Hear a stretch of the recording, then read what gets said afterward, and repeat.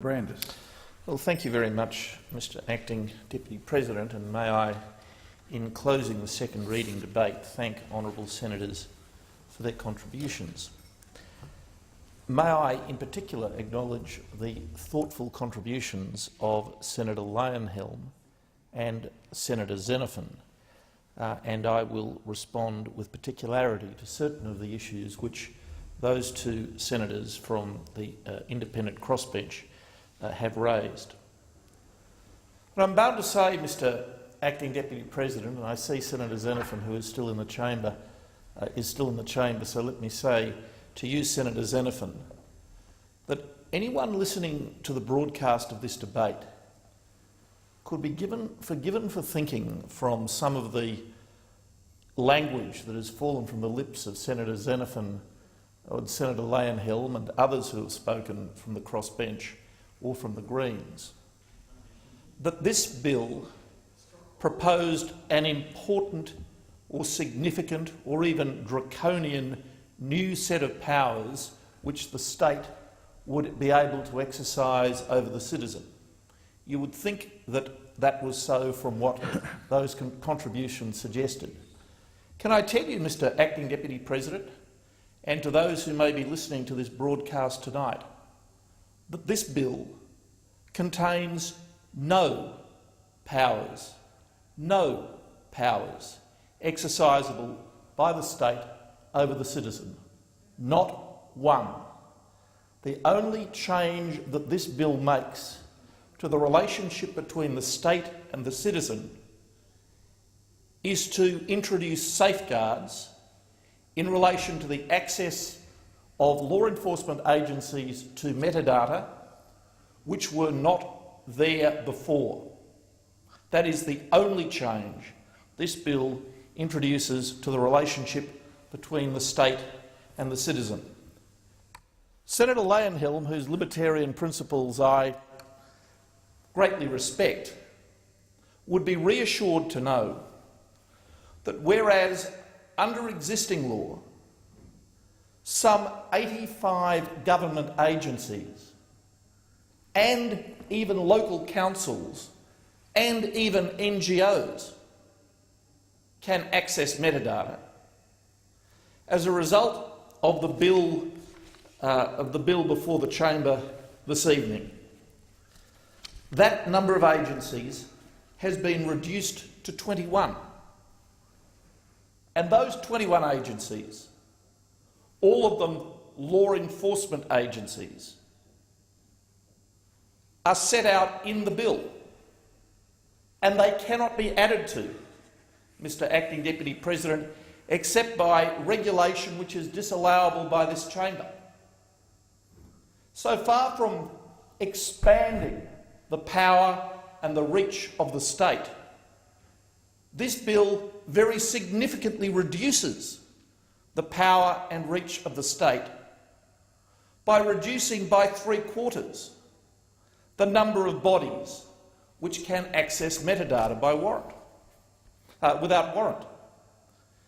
It would shock you, Mr Acting Deputy President, to learn of some of the agencies which today can access metadata, but as a result of this bill will no longer be able to do so.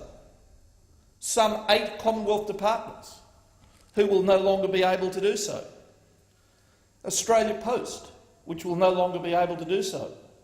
The Clean Energy Regulator, the Office of Environment and Heritage of the New South Wales Government, municipal authorities including the Ipswich City Council, the Knox City Council, the Wyndham City Council, can today access metadata.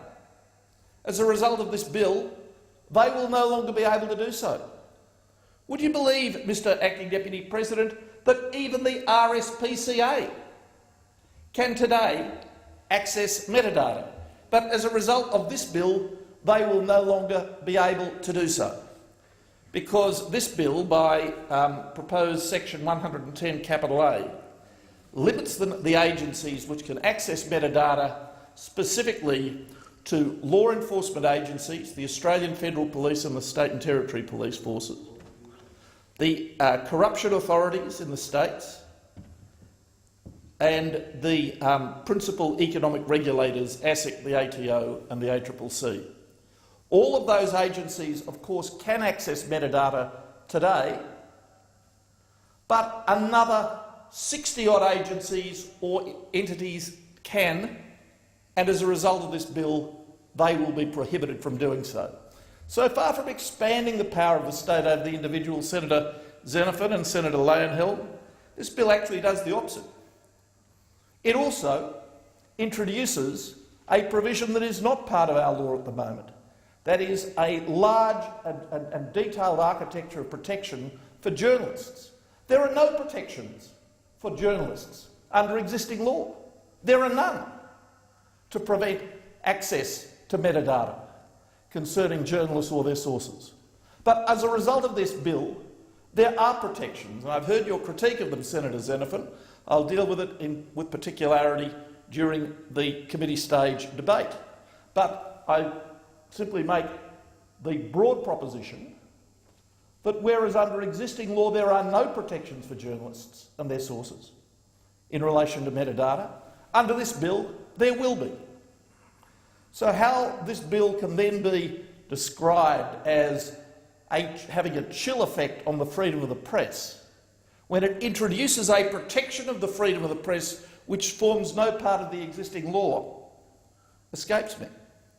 And as well, there are other protective mechanisms, Senator Xenophon.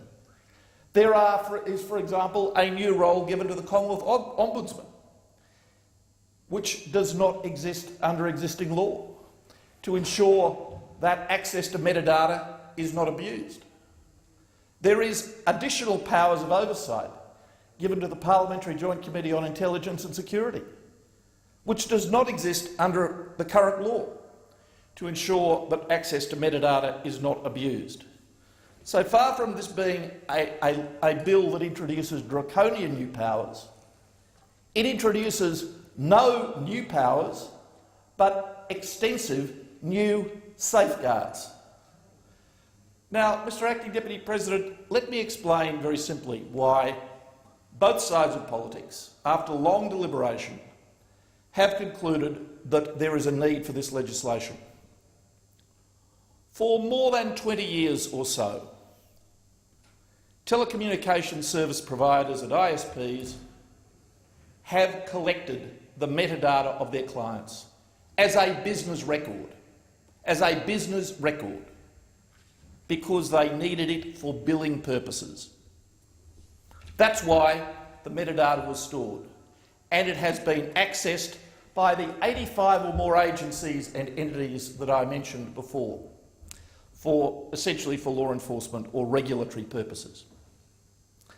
But with the evolution of technology, the retirement of legacy systems, and the change in particular in the billing practices of the telcos, it is no longer necessary for them to retain that metadata, so they are not doing so.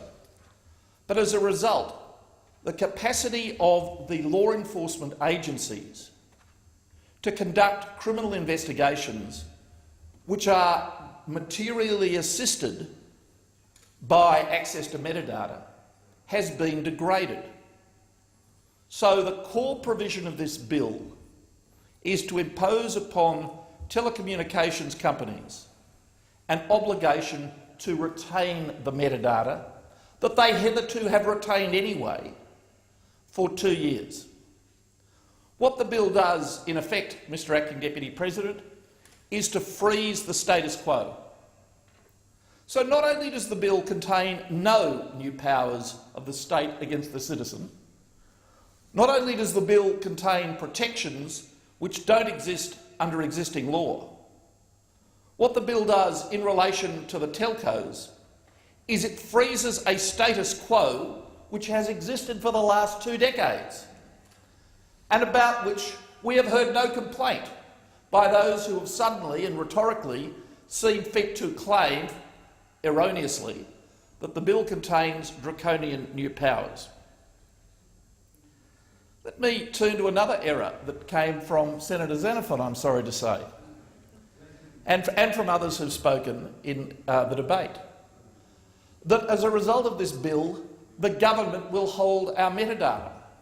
No, it won't, Senator Xenophon. The government will not hold metadata as a result of this bill. What this bill does is mandates private industry to retain metadata that it currently retains. It is the private sector, not the government, that will retain the information, the metadata, that it actually currently retains. You praise the American system, Senator Xenophon, but you don't refer to the fact that in the American system, government agencies hold metadata, but under our system, no government agency holds metadata. The 21 agencies listed in proposed section 110 A of the bill will have access to that metadata on the same basis that they currently do, but with additional safeguards. But that's all. Let me turn to the claim that has been made, in particular in Senator Ludlam's contribution, that this legislation has been rushed, that there has been insufficient deliberation. Well, Senator Ludlam, I don't know what you think is rushed, but the process by which this legislation was developed was initiated in May of 2012, almost 3 years ago, when my predecessor, then Attorney General Roxon, sent a reference to the Parliamentary Joint Committee on Intelligence and Security, asking it to review, among other things, the applicability in Australia of the European Data Directive. And the Parliamentary Joint Committee on Intelligence and Security, of which I was a member during the last Parliament, deliberated at great length, throughout the rest of 2012 and the early months of 2013. And in May 2013, it produced a unanimous report. After a year of deliberation, in which there seemed to me to be almost endless hearings, the hearings are listed actually in the appendices to the report, and received thousands of pages of submissions, the PJCIS produced this unanimous report. Then, with the change of government and acting upon the unanimous report that was tabled during the period of the previous Labor government, my department developed this bill. The bill was introduced by my colleague Mr Malcolm Turnbull, not well known for his authoritarian propensities, I might say, into the House of Representatives on the 30th of October last year, and the bill was referred back to the same committee, which now, under the chairmanship of Mr Dan Tehan, the member for Wannon, deliberated at great length again during the Christmas period in particular, and on the 27th of February produced a detailed report with 38 recommendations, many of which involved amendments to the bill, plus a 39th recommendation that the bill be passed. And that report was also unanimous. The government, having considered that report of the PJCIS, that unanimous report of the PJCIS, decided to adopt all of the recommendations of the report. So, and we have the balance of this week for many, many hours to come to debate the bill in the committee stage. So far from being rushed, it cannot honestly be said that that is so when this is the work of 2 parliaments, of 2 successive governments, of 2 long inquiries by the Parliamentary Joint Committee on Intelligence and Security, spanning almost 3 years. Let me, in the time left to me, turn, though we'll return to it in more detail, to the claim that we heard from Senator Xenophon that this will have a chill effect on freedom of the press. Well, Senator Xenophon, about a quarter of the bill, some 20 pages, is devoted to a very extensive architecture of protections of the very thing about which you claim to care, which under existing law has no protections at all. None at all. Division 4, capital C. And to respond to your claim, Senator, that you fear that a rubber stamp approach might be taken to approvals, we have a long series of criteria about which the minister must be satisfied. Then a long series of criteria in relation to which a court must be satisfied. And uniquely, in my experience in Commonwealth law, we have the creation of a special statutory officer, a public interest advocate, who can appear and argue, where appropriate, that it is not in the public interest that a warrant be issued in relation to a journalist or a journalist's source. At the moment, access to metadata by some 85 agencies and entities is warrantless. This legislation introduces a requirement for a warrant where none existed before, a more complex series of preconditions for the issue and procedural steps and criteria for the issue of the warrant where none exist before, and a unique provision for a public interest advocate, which is unknown in any other area of Commonwealth law enforcement where warrants are required.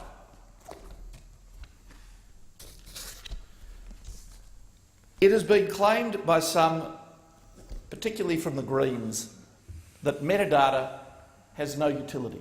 Senator Leyonhjelm said the same thing, that the retention of metadata has no investigative significance.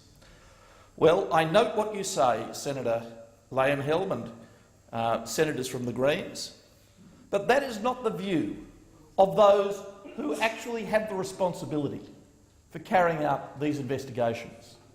And as I've done many times, I refer you to the view of the much respected former Director General of ASIO, Mr David Irvine, who, when asked about the importance of metadata in the investigation of terrorist crime and terrorist networks, said that it was, to use his words, absolutely crucial.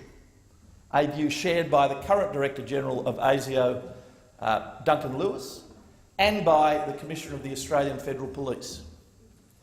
Now, you may have a scepticism about the law enforcement authorities being interested in accreting to themselves more power. But as I've pointed out to you, they have no more power, no additional powers under these laws. None. I, with all due respect to my colleagues, would rather rely on the professional judgment and advice of those who actually have the responsibility than on the wild rhetorical claims of certain senators with no professional experience in the field at all.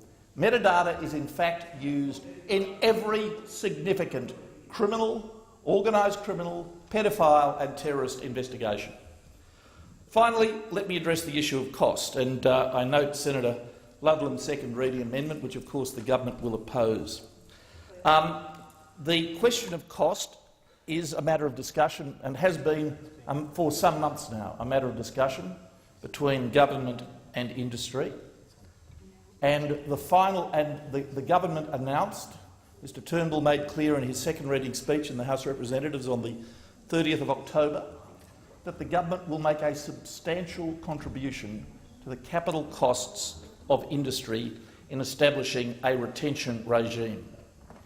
In relation to the ongoing costs, a PricewaterhouseCoopers review has estimated that even if there were to be no government funding, the average cost over 10 years would equate to between $1.83 and $6.12 per customer per annum, with a median price of $3.98 per customer per annum. That is not, it seems to me, with all due respect, Senator, a vast cost for what this legislation seeks to do, to preserve, not to extend, In fact, in important ways to limit, but in any event to preserve an important investigative capability. Thank you, Senator Brandis. The question